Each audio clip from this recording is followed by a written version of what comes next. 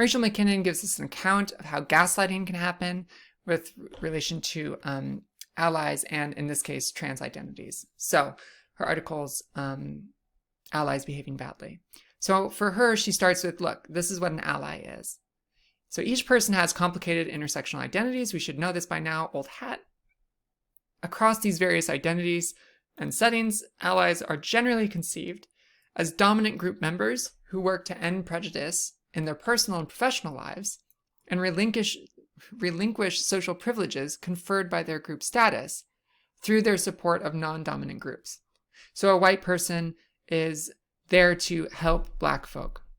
A man is there to help women or other marginalized genders.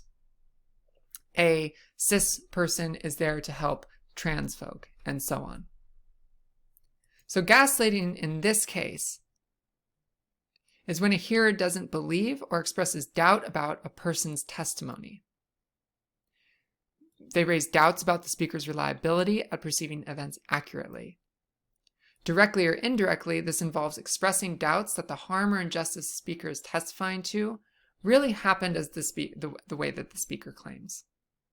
So to flesh this out, she gives the case of Victoria. And I summarize it here. At a department event, Victoria is speaking with James. James mispronouns her many times. Says he. Her pronouns are she, her. Victoria complains about James' behavior to Susan, a professed ally of trans people. I should make it clear, Victoria is a trans person in this context. Susan remarks, look, I'm sure you misheard him. You were on edge and expected to hear mispronouncing. Oh, that should say mispronouncing. That was an auto edit. So you're on edge and you expect to hear mispronouncing. I just don't believe James would do that. He won a University Diversity Award for supporting queer issues, and he's always been a supporter of yours in the past, right? Okay, so what's going on here? This seems wrong. So this is McKinnon's diagnosis. A common stereotype of trans women is that they're overly emotional.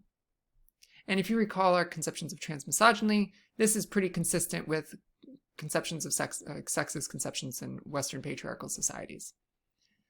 Especially if trans women are on estrogen or something like that, it's common to dismiss them by virtue of being too emotional.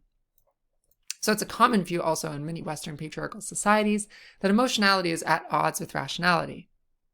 So a common way to discount a woman's testimony is to point to her being emotional. Victoria thus suffers a credibility deficit due to an identity stereotype or prejudice. Then classical testimonial injustice follows. I mean, that is a classic testimonial injustice. Additionally, this leads to an epistemic injustice circle. So this is actually a nice thing that I think she recognizes.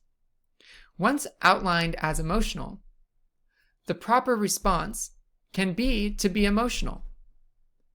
Emotion is sometimes the appropriate response to testimonial injustice. So it makes sense that you would get emotional if someone was downplaying your legitimate testimony because they say that you're emotional. But then, of course, you're treated as, that's treated as further reason to discount your testimony. This can ultimately lead to testimonial quieting. It can be so severe that the speaker with whom you are engaging with, so let's say Victoria with Susan, Susan could just experience, Victoria could experience such a severe credibility deficit that's as if she never spoke to Susan at all. Susan just completely ignores the testimony. So what else is going on with Susan's response beyond just the classic testimonial injustice is that she lends inappropriate weight to her own background knowledge of James by appealing to James's status or identity as an ally. And the implicature of this is saying, I've never seen him do that, is really to doubt Victoria's testimony. So that person might have been racist, I don't know, but I've never seen it happen. What you're doing is you're privileging your own situation and discounting the claims of the person that you're engaging with. Now, this can be particularly damaging as an aside in cases, in the following kinds of cases. For example, white people might be uncomfortable being racist next to other white people that they know are maybe more progressive or more anti-racist, but then might turn around and be very racist when they're not with that person. And this can have the result of someone never seeing someone else's racist behavior, even though that person is engaging in racism elsewhere. And so if someone who is subject to that person's racism comes to you and says, that person's a racist, and then your response would be, well, I've never seen it. You're doing what McKinnon's saying here. You're doubting that person's testimony in a condition which you really shouldn't. Why privilege your own situation in that context? Maybe Susan thinks that the affected person isn't appropriately epistemically situated to properly assess the situation, but that's really backwards. If anything, a trans person or a person of color, a black person, indigenous person, they're going to be more well situated to recognize instances of racism, trans person recognizing instances of transphobia, than the privileged person. And this leads us to this idea of first-person authority. So she cites a couple other resources, and you can look at those resources if you'd like, that say or argue that we have good, strong prima facie reason, or, on the surface, we have good reasons to believe what someone tells us with respect to harassment and discrimination. And we also have a moral responsibility to afford speakers with disadvantaged identities first-person authority. By gaslighting, allies fail to afford this first-person epistemic authority of disadvantaged speakers. It fails to give them the appropriate epistemic weight that they deserve. So we can label this willful hermeneutical ignorance. Marginally situated knowers actively resist epistemic domination through interaction with other resistant knowers. So there's a community that actually has an alternative hermeneutical resource set. But the dominantly situated knowers nevertheless continue to misunderstand and misinterpret the world. So Susan could yield or lean into the resources Victoria is bringing, but she chooses not to. It's willful ignorance.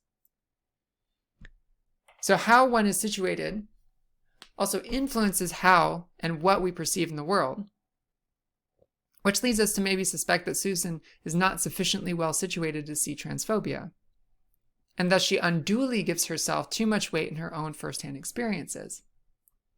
As, say, a cis person in this context, she is giving herself too much. She's inflating her credibility.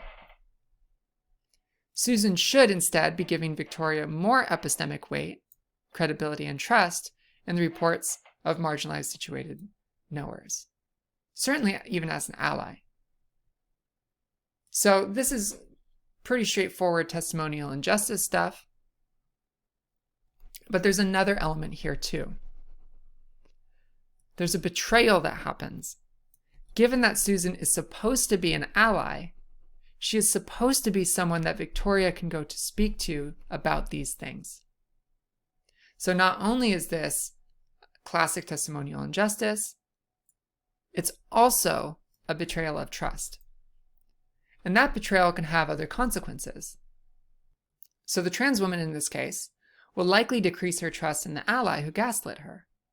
One primary function of allies is, after all, to provide support in a variety of forms.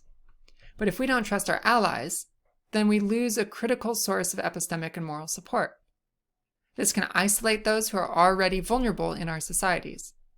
This isolation can lead to a variety of harms, including mental health concerns such as depression, but also social harms of exclusion. For example, suppose that Victoria tends to eat lunch in the common room where both James and Susan frequent. If Victoria doesn't feel that she can sufficiently trust Susan to help her out when James, for example, mispronouns her, then Victoria may simply cease to eat lunch with her colleagues. She may even avoid coming into the office when she can, which leads to missing out on important interpersonal interactions with colleagues. In a way, the workplace becomes increasingly toxic for Victoria merely through the betrayal of trust by her ally Susan. And these harms can be exacerbated if Victoria is structurally vulnerable by, for example, James and Susan being more senior and thus having institutional power over Victoria's career and economic well-being. And I think we hear also an echo of what's happening in our Miranda Fricker case of sexual harassment. This can lead someone to no longer want to participate in this job, thus denying them access to all sorts of goods that they otherwise should be able to have access to, all the while supporting the environment that was discriminatory or marginalizing or oppressive. So McKinnon thinks that this part of the problem here is the very label of ally. So she argues that we should just abandon the idea of allies altogether and exchange it with something more active. Ally, as in the case of Susan, ally is too often used as a defense from criticism. It draws us away from cultivating concrete actions in people. So let's remove the label, remove the, quote, certification, and focus on the actions. So now the issue is not are you an ally or are you not, but in any given act, did you or did you not act to stop harm or prevent it or compensate for it? Were you a passive bystander? Or did you do something to support the marginalized? And this is, I think, like we have, I think, a lot of discussion today in the context of Black Lives Matter about what it is to be an active ally. And this is largely what's happening here. It's not enough to say, I'm an ally. You have to actively engage in ally work. And part of that is being an active bystander. Or perhaps a completely different concept altogether, if you follow McKinnon, is to be an active bystander.